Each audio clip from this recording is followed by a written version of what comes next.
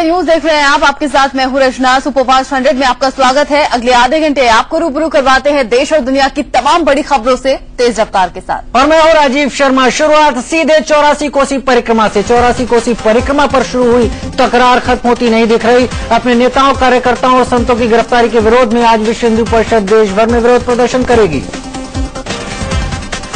SP supremo Mulayam Singh Yadav आज संसद में 84 कोसी परिक्रमा पर बयान दे सकते हैं। 84 कोसी यात्रा पर रोक लगाने के बाद पूरे प्रदेश में वीएचपी और बीजेपी कार्यकर्ता सरकार का विरोध कर रहे हैं। 84 कोसी परिक्रमा के लिए निकले विश्व हिंदू परिषद के नेताओं और संतों की गिरफ्तारी के विरोध में दिल्ली में जमकर हंगामा हुआ। समाजवादी पार्टी के दफ्तर के बाहर हिंदू सेना ने हंगामा किया और होर्डिंग्स, पोस्टर फाड़ डाले। परिक्रमा यात्रा रोके जाने और संतों की गिरफ्तारी के विरोध में देहरादून में हिंदू जागरण मंच ने मोर्चा खोला। यहां समाजवादी पार्टी के सुप्रीमो मुलायम सिंह यादव का पुतला फूंका गया। परिक्रमा यात्रा रोके जाने के खिलाफ विश्व हिंदू परिषद ने यूपी सरकार के मंत्री आजम खान का पुतला फूंका। वीएचपी कार्यकर्ताओं का आरोप है कि आजम खान के अड़ंगे के चलते ही यात्रा पर पाबंदी लगाई गई। परिक्रमा यात्रा में अड़ंगा लगने के बाद विश्व हिंदू परिषद के निशाने पर आए यूपी के मंत्री आजम खान ने सफाई दी है। उन्होंने कहा कि यूपी में कोई परेशानी ना हो, कोई इंसान परेशान ना हो, इसलिए पाबंदी जैसे कदम उठाए गए हैं। दिल्ली से लखनऊ पहुंचते ही विश्व हिंदू परिषद के संरक्षक अशोक सिंघल को गिरफ्तार कर लिया गया। जैसे ही वे लखनऊ एयरपोर्ट पर पहुंचे, पुलिस ने उन्हें गिरफ्त में ले लिया। गिरफ्तारी के बाद सिंघल को उन्नाव ले जाया गया। देर शाम अशोक सिंघल को उन्नाव से लखनऊ शिफ्ट कर दिया गया है। खबर है कि सिंघल की सुरक्षा की वजह से फैसला लिया गया। वीएचपी नेता सिंघल को अगले 14 दिन तक पुलिस हिरासत में रखा जा सकता है। अशोक सिंघल ने कहा कि यूपी सरकार चाहे कितने भी पहरे बैठा ले, लेकिन 84 कोसी परिक्रमा नहीं रुकेगी। गिरफ्तारी के बाद पत्रकारों से बातचीत में अशोक सिंघल ने सरकार को खूब खरी खोटी सुनाई। परिक्रमा यात्रा को समाजवादी पार्टी और वीएचपी के बीच फिक्सिंग बताए जाने के कांग्रेस के बयान पर अशोक सिंघल ने जोरदार पलटवार किया। दरअसल दिग्विजय सिंह ने ट्वीट कर कहा था कि कहीं अयोध्या मैच फिक्स तो नहीं था। इस ट्वीट में उन्होंने किसी पार्टी का नाम तो नहीं लिया, लेकिन समझा जा रहा है कि ट्वीट के जरिए उन्होंने विश्व हिंदू परिषद और बीजेपी के साथ साथ एसपी पर निशाना साधा। उधर सिंघल की गिरफ्तारी से गुस्साए वीएचपी के कार्यकर्ताओं ने लखनऊ एयरपोर्ट पर जमकर हंगामा किया। ये लोग अशोक सिंघल की अगवानी के लिए आए थे, लेकिन जैसे ही गिरफ्तारी की खबर मिली, ये लोग हंगामे पर उतर आए। अशोक सिंघल की गिरफ्तारी का विरोध करने वाले वीएचपी कार्यकर्ताओं पर काबू पाने में पुलिस को भारी मशक्कत का सामना करना पड़ा। एयरपोर्ट के पास वीएचपी कार्यकर्ता सड़क पर ही बैठ गए और किसी तरह इन्हें गिरफ्तार करके बस तक ले जाया गया। उधर अयोध्या में 84 कोसी परिक्रमा यात्रा के लिए निकले वीएचपी के महामंत्री प्रवीण तोगड़िया को गिरफ्तार कर लिया गया। गोलाघाट से पुलिस ने जब उन्हें गिरफ्तार किया तो उनके समर्थक पुलिस वालों से भिड़ गए। प्रवीण तोगड़िया की गिरफ्तारी के दौरान उनके समर्थकों और साधु संतों में जमकर हंगामा हुआ। एक साधु इतने खफा हो गए कि वो सड़क पर ही लेट गए। 84 कोसी परिक्रमा यात्रा में निकलने से पहले न्यास के अध्यक्ष महंत नृत्य गोपाल दास को नजरबंद कर लिया गया। मणिराम दास छावनी से नृत्य गोपाल दास और दूसरे संतों को आगे नहीं जाने दिया गया। इससे पहले राम जन्मभूमि न्यास के सदस्य और पूर्व सांसद रामविलास वेदांती को भी अयोध्या में गिरफ्तार कर लिया गया। अयोध्या से सबसे पहली गिरफ्तारी उन्हीं की हुई। इसी दौरान रुदौली से बीजेपी विधायक रामचंद्र यादव को भी गिरफ्तार किया गया। अयोध्या में तमाम सख्ती के बावजूद वीएचपी के कार्यकर्ता और संत जुलूस निकालकर सरयू नदी की तट पर बढ़ने लगे। हालांकि बाद में पुलिस ने कड़ा रोक अख्तियार किया और इन्हें आगे बढ़ने से रोक दिया, लेकिन कुछ लोग नदी तक जरूर पहुंच गए। अयोध्या में सरयू नदी के तट पर सन्नाटा पसरा हुआ देखा। श्रद्धालुओं का सरयू स्नान के लिए तांता लगा रहता था, लेकिन पुलिस की सख्ती के चलते आम श्रद्धालु यहां तक नहीं पहुंच पाए। जो इक्का दुक्का सरयू स्नान के लिए पहुंचे भी उन्हें तुरंत यहां से हटा दिया गया। वाराणसी में पातालपुरी मठ पर छापा मारकर महंत बालक दास समेत कई साधु संतों को पुलिस ने हिरासत में ले लिया। ये सभी 84 कोसी परिक्रमा यात्रा के लिए अयोध्या जाने वाले थे।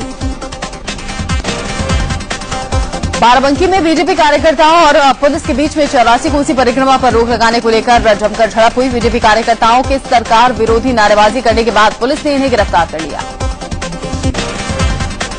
सभी जिलों की सीमा को सील करने के फरमान के बाद गाजियाबाद में लोनी बॉर्डर पर पुलिस ने गाड़ियों को रोक रोक कर चेकिंग की। गाजियाबाद में धारा 144 लगी होने के बावजूद बीजेपी कार्यकर्ताओं ने हंगामा किया। वैसे तो ये लोग खोड़ा कॉलोनी को नगर पालिका में दर्ज कराने के लिए प्रदर्शन कर रहे थे, लेकिन माना जा रहा है कि 84 कोसी यात्रा पर रोक लगाने के लिए ये सांकेतिक विरोध था। यूपी में साधु संतों की गिरफ्तारी के विरोध में मुरादाबाद में शिवसेना के सैकड़ों कार्यकर्ता सड़कों पर उतर आए। गुस्साए कार्यकर्ताओं ने हरिद्वार हाईवे जाम कर दिया। शनिवार से ही बीएचपी कार्यकर्ताओं की गिरफ्तारी होनी शुरू हो गई थी। कार्यकर्ताओं की गिरफ्तारी का दौर भी पूरे दिन चलता रहा। एसडी ने बताया कि पूरे प्रदेश में कुल 1696 कार्यकर्ताओं की गिरफ्तारी हुई है। फैजाबाद के डीएम ने बताया कि अयोध्या को मिलाकर पूरे जिले में 625 गिरफ्तारियां हुई। उन्होंने कहा शांति व्यवस्था बनाए रखने के लिए गिरफ्तारियां करनी पड़ी। समाजवादी पार्टी के महासचिव नरेश अग्रवाल ने कहा है कि परिक्रमा यात्रा एक सियासी यात्रा है जिससे माहौल बिगड़ने का अंदेशा है, इसीलिए गिरफ्तारियां की गई हैं। उत्तर प्रदेश बीजेपी के अध्यक्ष लक्ष्मीकांत वाजपेयी ने कहा कि अगर हिंदुस्तान में राम के लिए यात्रा नहीं निकलेगी तो क्या पाकिस्तान में निकलेगी। परिक्रमा यात्रा पर कांग्रेस बच-बच कर बोल रही है। पार्टी प्रवक्ता राशिद दलवी का कहना है कि धार्मिक कार्यक्रम करने से रोका नहीं जाना चाहिए, लेकिन माहौल भी बिगड़ना नहीं चाहिए। मुंबई गैंगरेप पीड़ित की तबीयत में तेजी से सुधार हो रहा है। जसलोक अस्पताल ने एक मेडिकल बुलेटिन जारी कर लड़की की सेहत की जानकारी दी। मुंबई में फोटो पत्रकार से गैंगरेप मामले में सभी आरोपियों की गिरफ्तारी हो गई है। 5वें आरोपी सलीम को दिल्ली से गिरफ्तार किया गया। वारदात के बाद सलीम मुंबई से भागकर दिल्ली आ गया था। मुंबई में फोटो पत्रकार के साथ गैंगरेप के तीसरे और चौथे आरोपी को 30 अगस्त तक के लिए पुलिस रिमांड में भेज दिया गया है। इससे पहले गिरफ्तार 2 और आरोपियों की शनिवार को ही पुलिस रिमांड में भेज दिया गया था। गैंगरेप के आरोपियों में से एक कासिम की मां का दावा है कि उसका बेटा बेगुनाह है। हालांकि उन्होंने कहा कि अगर पीड़ित पत्रकार उसके बेटे को गुनहगार के तौर पर पहचान कर लेती है तो हर सजा कबूल है। मुंबई गैंगरेप केस में सबसे पहले चांद शेख को मुंबई में धोबी घाट से गिरफ्तार किया गया। फिर मदनपुरा से विजय यादव की गिरफ्तारी हुई। इसके बाद सिराज रहमान गोवंडी इलाके से पकड़ा गया। चौथा आरोपी कासिम बंगाली नायर अस्पताल के पास से गिरफ्तार हुआ। वहीं 5वें आरोपी सलीम को दिल्ली से पकड़ा गया। मुंबई गैंगरेप के बाद समाजवादी पार्टी के नेता अबू आजमी का एक बेतुका बयान सामने आया है। उन्होंने लड़कियों को छोटे कपड़े पहनकर बाहर न जाने की हिदायत दे डाली। महाराष्ट्र के मुख्यमंत्री पृथ्वीराज चव्हाण ने कहा है कि फोटो जर्नलिस्ट से गैंगरेप का केस फास्ट ट्रैक कोर्ट में चलेगा और केस को सरकारी वकील उज्जवल निकम लीड करेंगे। मुंबई गैंगरेप पर सियासत जारी है। राज ठाकरे के कहने पर एमएनएस की महिला ब्रिगेड ने महाराष्ट्र के गृह मंत्री आर पाटिल को चूड़ियां भेजने की मुहिम शुरू कर दी है। इनका कहना है कि पाटिल राज्य में अपराध में लगाम लगाने में नाकाम रही है। मासूम से रेप के आरोप में फंसे आसाराम की मुश्किलें बढ़ती जा रही हैं। जोधपुर पुलिस के एक इंस्पेक्टर सम्मन लेकर अहमदाबाद के लिए रवाना हो गए हैं। 4 दिन के भीतर आसाराम को जांच अधिकारी के सामने पेश होना होगा। जोधपुर पुलिस की टीम छिंदवाड़ा में आसाराम के आश्रम भी पहुंची। पुलिस ने यहां पीड़ित लड़की के घरवालों और आश्रम के स्टाफ से पूछताछ की। मीडिया के यहां पहुंचने पर आश्रम का गेट बंद कर दिया गया। हालांकि अब तक बापू की न तो गिरफ्तारी हुई है और न ही उनसे पूछताछ शुरू की गई है। इस बीच सबसे बचते बचाते आसाराम इंदौर पहुंच गए। देश भर में आसाराम बापू का विरोध थमने का नाम नहीं ले रहा। गोरखपुर में पूर्वांचल सेना के कार्यकर्ता बापू के खिलाफ सड़कों पर उतर आए और आसाराम बापू का पुतला जलाकर अपना विरोध जाहिर किया। पहले से ही रेप के आरोपों में घिरे मुश्किल आसाराम बापू की मुश्किल उनकी प्रवक्ता ने और बढ़ा दी। भोपाल में भगवान बुद्ध के समर्थकों ने नीलम दुबे का पुतला फूंक कर उनकी गिरफ्तारी की मांग की है। पंजाब के बठिंडा में सिख समुदाय के लोगों ने आसाराम बापू की प्रवक्ता नीलम दुबे के खिलाफ जोरदार प्रदर्शन किया। प्रदर्शनकारियों ने नीलम दुबे पर उनके धर्मगुरु के खिलाफ गलत बयानबाजी करने का आरोप लगाया। राजस्थान के दौसा में पुलिस फायरिंग में हुई एक मौत के बाद बवाल बढ़ गया है। ताजा हिंसा में प्रदर्शनकारियों ने NH11 पर जाम लगाकर आधा दर्जन से भी ज्यादा गाड़ियां आग के हवाले कर दी। दरअसल यहां शनिवार को छात्र संघ चुनाव में 2 गुटों के बीच में झगड़ा हुआ था। हंगामा बढ़ा और एक बस को आग के हवाले कर दिया गया। झारखंड के दुमका में ट्रक की चपेट में आने से एक महिला की मौत पर जमकर बवाल हुआ। यहां गुस्साए गांव वालों ने 14 ट्रकों को आग के हवाले कर दिया। दरअसल यहां एक तेज रफ्तार ट्रक ने 2 महिलाओं को रौंद दिया, जिसमें से एक महिला की मौके पर ही मौत हो गई और दूसरी महिला गंभीर रूप से जख्मी हो गई। मौत के बाद भड़के लोगों ने आगजनी के साथ सड़क पर शव रखकर जमकर हंगामा भी किया। MP के ग्वालियर में यूथ कांग्रेस संगठन के चुनाव के दौरान जमकर हंगामा हुआ। 2 गुटों ने एक दूसरे के खिलाफ नारेबाजी कर मतदान पर्चियों में आग लगा दी। गुड़गांव में जानवर चुराने आए बदमाशों ने घटना का विरोध करने पर एक लड़के की हत्या कर दी। वारदात के विरोध में गांव वालों ने सड़क जाम कर हंगामा किया। दिल्ली के इंटरनेशनल एयरपोर्ट पर एयर इंडिया की बड़ी लापरवाही देखने को मिली है। यहां टिकट होने के बावजूद 35 यात्रियों को एयर इंडिया की फ्लाइट में जगह नहीं मिली। शनिवार शाम जब ये यात्री सऊदी अरब के लिए अपनी फ्लाइट पकड़ने आए तब इनसे कहा गया कि फ्लाइट कैंसिल हो गई है, लेकिन जब इन लोगों ने एयर इंडिया के कर्मचारियों से वजह पूछी तब इन्हें बताया गया कि ओवर बुकिंग होने की वजह से सीट नहीं बची है। हंगामा बढ़ता देख इन यात्रियों को पास के एक होटल में रुकने के लिए कहा गया। यात्री होटल चले गए। इसके बाद यात्रियों को न तो फ्लाइट से जुड़ी जानकारी दी गई, न ही आगे के किसी प्लान के बारे में बताया गया। जम्मू कश्मीर के अनंतनाग में सीएम उमर अब्दुल्ला की सभा में नेशनल कॉन्फ्रेंस के कार्यकर्ताओं ने जमकर हंगामा किया। कार्यकर्ता सीएम की सभा में भाषण के लिए आए, माइक में गड़बड़ी से नाराज थे। हंगामे की कार जिला सूचना अधिकारी समेत 3 अधिकारियों पर गिरी। आज लोकसभा में फूड सिक्योरिटी बिल पर चर्चा होने की उम्मीद है। लगातार होते हंगामे के बीच इस बिल पर अब तक चर्चा शुरू भी नहीं हो पाई है। इस बीच कांग्रेस ने अपने सभी सांसदों के लिए व्हिप जारी कर संसद में रहने के लिए कहा है। फूड सिक्योरिटी बिल को पास कराने के लिए कमर कस चुकी कांग्रेस ने सांसदों से कहा कि संसद में हर दिन मौजूद रहें।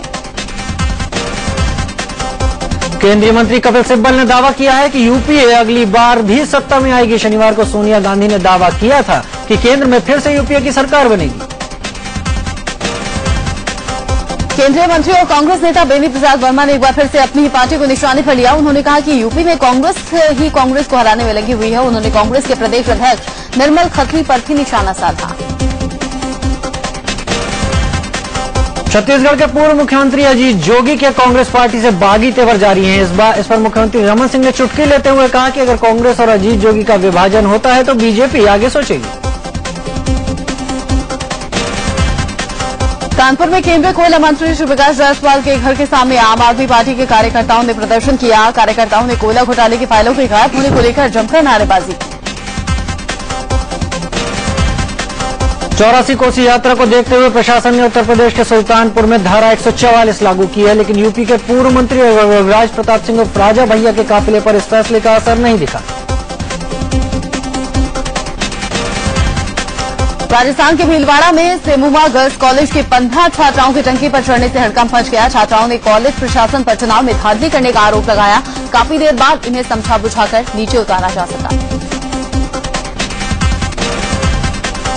पटना के दीघा में हुए नाव हादसे के बाद अब भी 30 लोग लापता हैं। लापता लोगों की तलाश के लिए एनडीआरएफ की टीम लगातार रेस्क्यू ऑपरेशन चला रही है। यहां नदी के बीचों बीच 2 नावों की टक्कर हो गई थी। एक टक्कर के बाद एक नाव डूब गई। इस नाव में करीब 70 से 80 लोग सवार थे।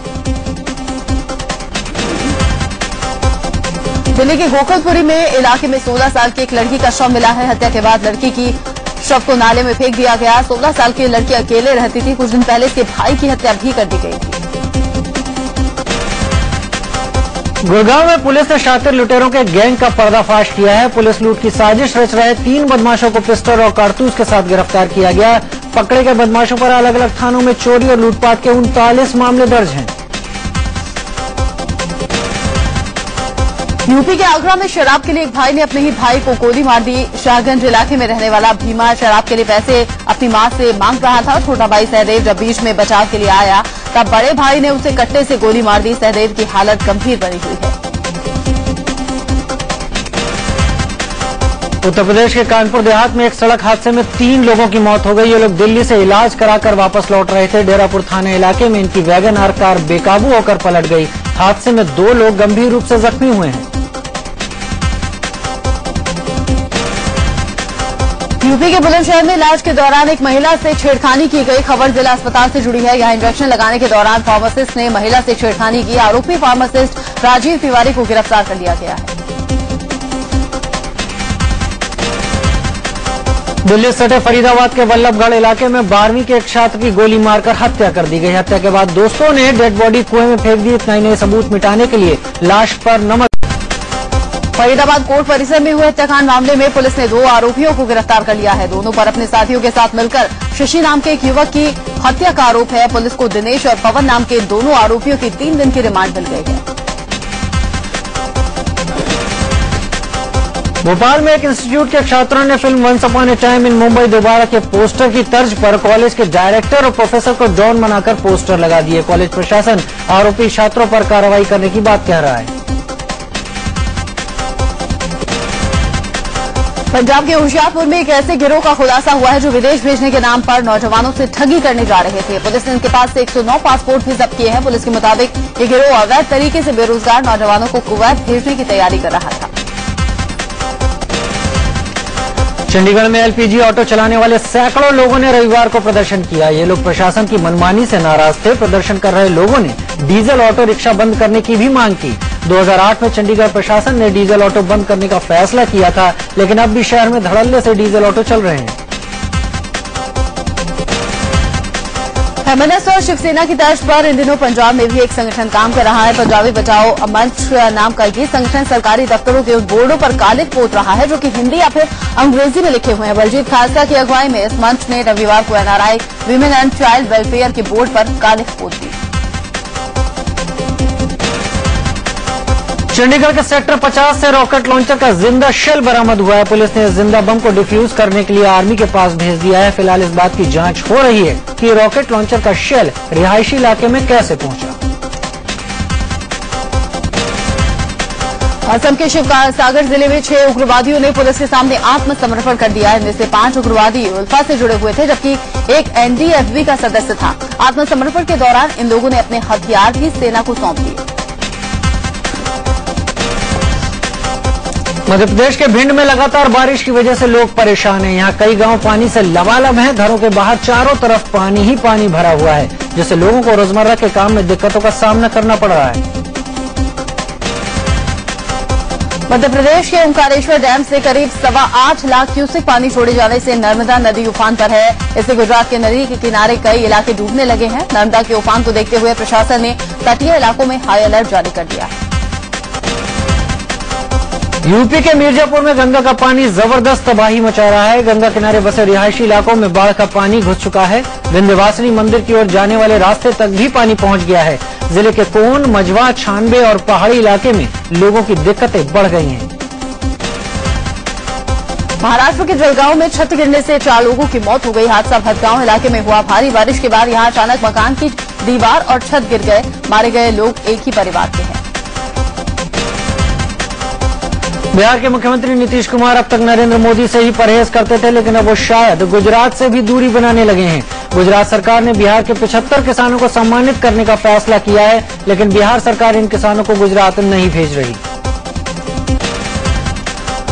भक्तों को पूरे साल बाबा बर्फानी के दर्शन कराने के लिए एक एनआरआई ने खास पहल की है। गुजरात आनंद जिले में एनआरआई बिजनेसमैन प्रफुल्ल पटेल ने कृत्रिम बाबा बर्फानी का निर्माण करवाया है। एयर कंडीशनिंग कंप्रेसर की मदद से शिवलिंग को ठंडा रखा जा रहा है। रोजाना सैकड़ों लोग बाबा बर्फानी के दर्शन के लिए पहुंच रहे हैं।